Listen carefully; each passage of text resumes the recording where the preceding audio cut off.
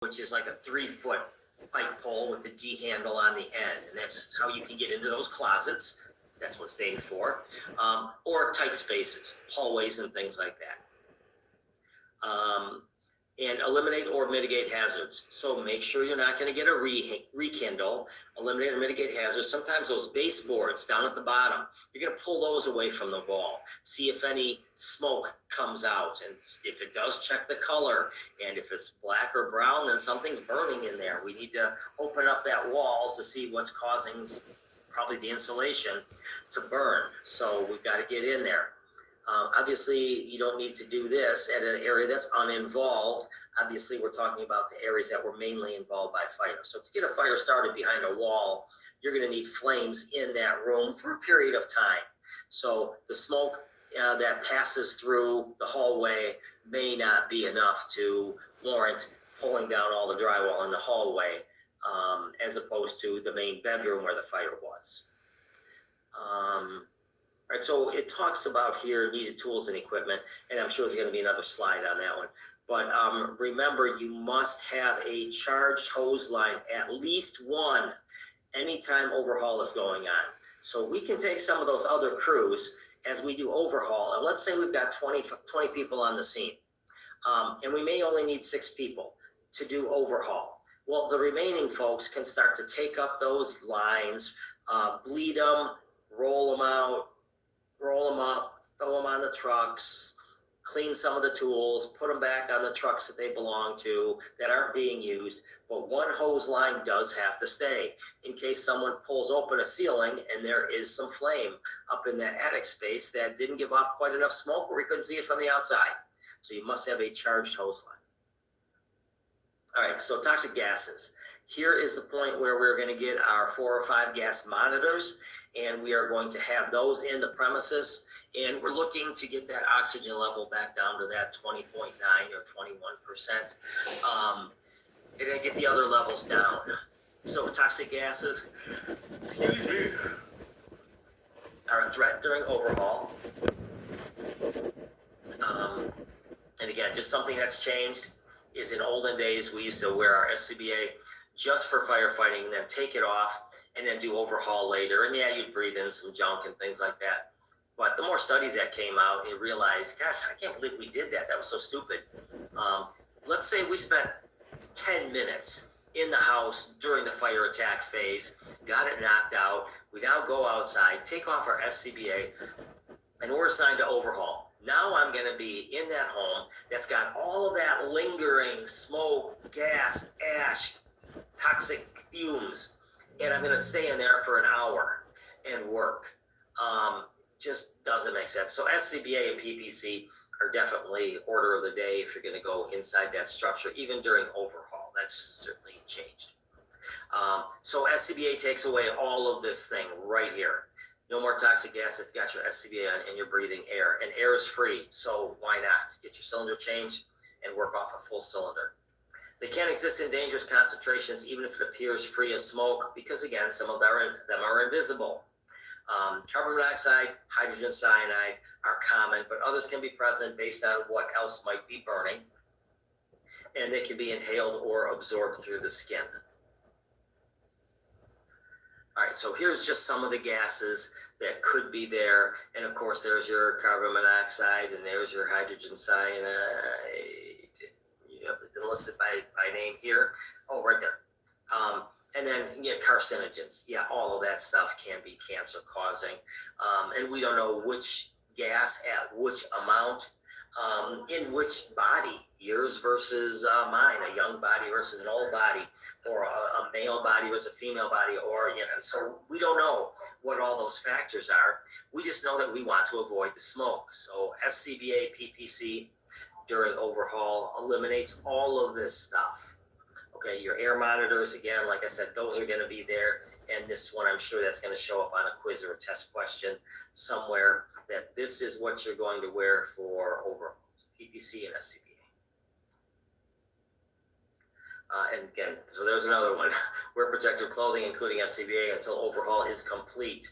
So again, our statistics, the ones that I remember, is we were at like 4 times the average of risk for cancer, years and years ago. And obviously we made some changes, which SCBA at car fires and at dumpster fires and during overhaul. And I'm hoping those levels get back down to more like the normal. And I actually hope the normal is 0 as we still try to find a cure for cancer. All right, overhaul safety. So other hazards and safety concerns, fire weakened floors. Okay, so that got into the structure and the floor is weak, and sometimes you'll kind of feel that it gives away as you step on it, like if you're crossing a 2x4 that was thrown over a small stream, and you'll see that it bends as you get in the middle, that kind of a thing. Cuts, punctures, and burns from debris. So as you open up walls and ceilings, screws and nails are going to stick out, and those can all catch on your gear and things like that. So that's just something to watch out for. Broken glass, nails, and sharp objects. So obviously, flashover will take out some windows. We may take out some windows. So that glass is going to end up somewhere. Nails, sharp objects. Eye injuries can happen. Again, try to wear that as SCBA face mask with your shield down. And there's 2 levels of protection for your eyes right there. Sprains and strains are going to happen. You twist and you turn. Imagine overhauling a bathroom. Okay, it's just a tight space. So you got to get your body in some unnatural positions and do some work from there. So sprains and strains always happen. And then fatigue. So that's why we try to do a little bit better at rehab. We even have an NFPA standard on rehab these days, which we never used to. So we got to take advantage of rehab. So we know that, taking a few minutes out will lower your heart rate, will keep you sharper, will increase your mind function. You got to rehydrate. So all of that stuff, that's all good for you. All right. And then here's the one that I had mentioned before, charged hose lines. Actually change that to must be present in case of a rekindle. So, it's, I guess, if you have a fire extinguisher, that's fine, water extinguisher, but that's only 2.5 gallons. And this line is flowing obviously quite a bit more than that, and you might need quite a bit more than that. So you can do a lot with a 2.5 gallon water pressure extinguisher. I will not doubt the benefits of that, but it has only got 2.5 gallons of water in it. So sometimes you need more. So charge hose lines are your best bet.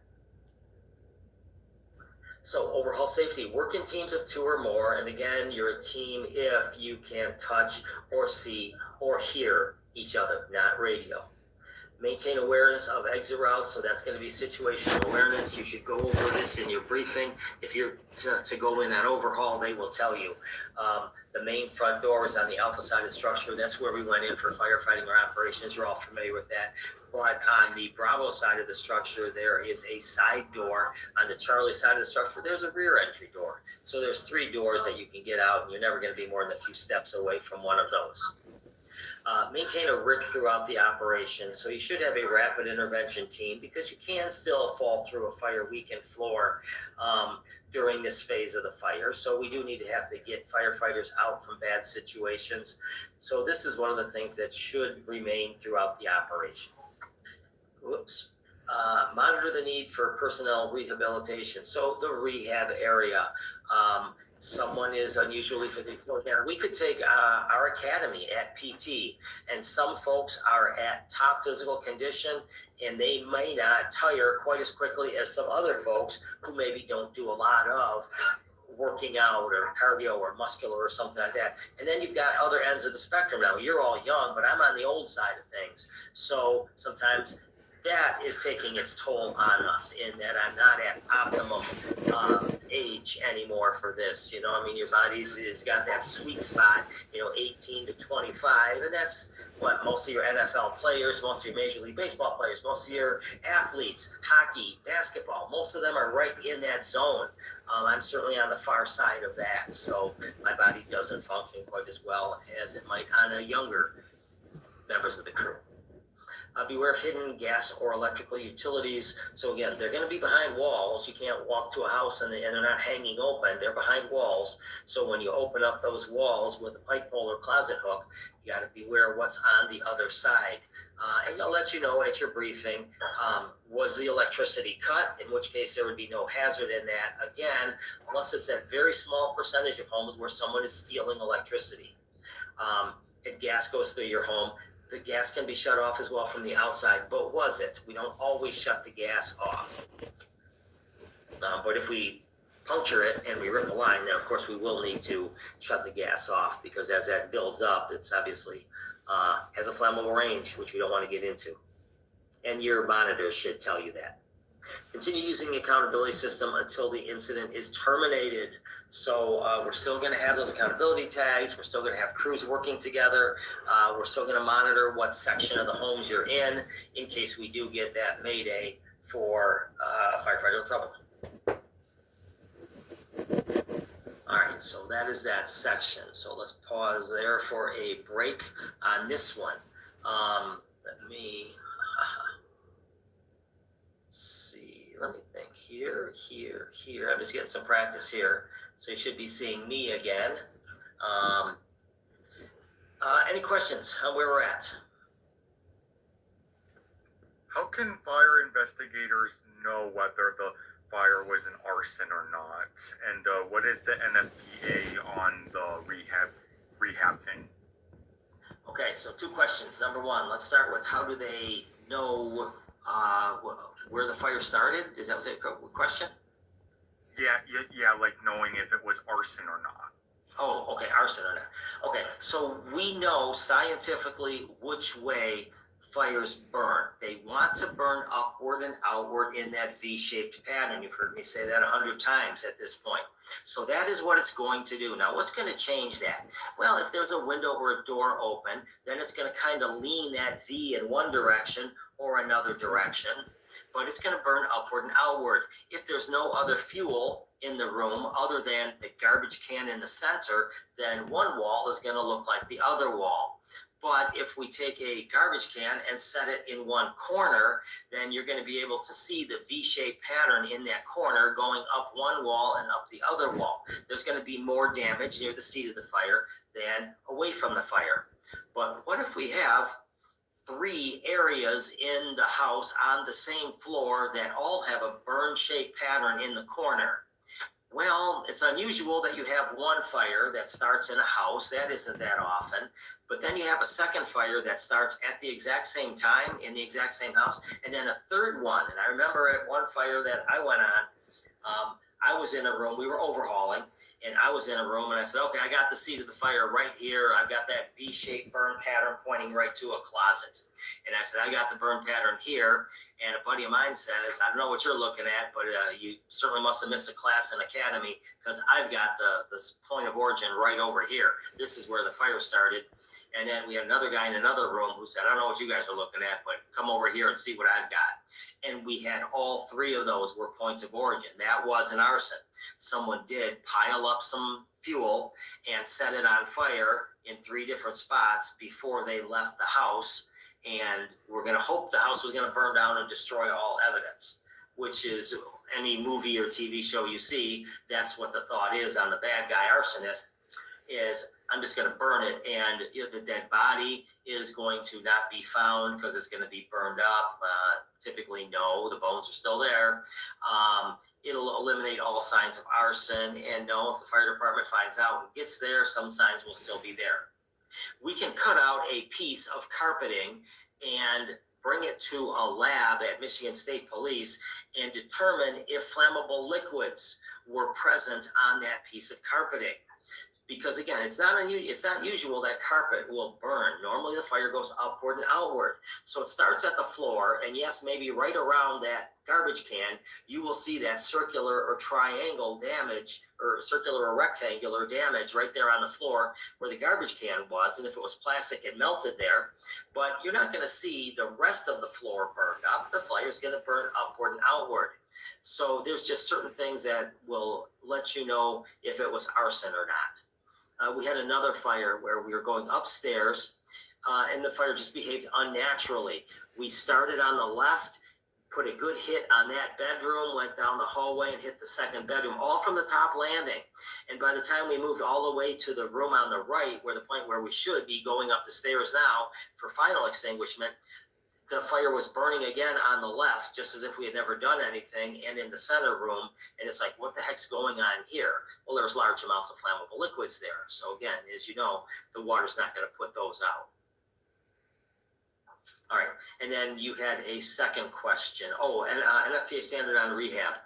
That's one of the ones I don't have on the top of my head. That's one of the numbers that you're not going to get asked, that I have yet seen. Again, the state testing is going to focus on the big NFPA standards that I've covered a bunch of times that you should know. 1971, your PPC, 1981, your SCBA, NFPA 1500 is firefighter occupational safety and health.